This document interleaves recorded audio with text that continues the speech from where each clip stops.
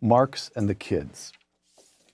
The most spectacularly successful political doctrine in the 20th century was Marxism, based on the implicit presumption that differences in wealth were due to capitalists growing rich by keeping the workers poor through exploitation.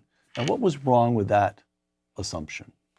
Well, it sounded good like so many others, but again, and you speak as a former Marxist. You were a yes, Marxist. You considered yourself a Marxist for some years. Oh, during the McCarthy era, by the way.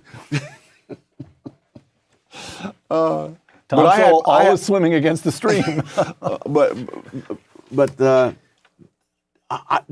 It simply was never put to any test. Now, the test I suggest is a simple one, but it is a test. And if it's true that the rich are rich because they're keeping the poor poor, then in a country with lots of billionaires, you should correspondingly have great amounts of poor people. But if you compare the actual data, there are more billionaires in the United States than in Africa and the Middle East put together. And yet the standard of living of the poor in the United States is higher than that of people in Africa and the Middle East. So by that simple standard, it just doesn't hold up. There are problems with the theory. A recent YouGov survey, the proportion of baby boomers, that's my group, who hold favorable views of communism is just 4%. The proportion of millennials, that's my kids and your grandkids, who hold favorable views of communism is 19%. Yes. Roughly 1 in 5 young Americans now holds a favorable view of communism. What do you do with that datum?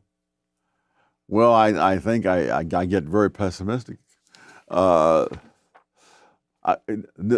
recently, during the election, all this enthusiasm for Bernie Sanders was taking place while people in Venezuela, under a socialist government, with lots of oil. Rich country, a rich in natural resources country. Rich in natural resources country, were starving. They were breaking into grocery stores, desperate to get food. They're going into other countries to try to find something to eat. And the two things never came together. And they saw socialism as an idea. Socialism has always been a wonderful sounding idea. It's only when you put it into practice that you discover that there are real problems.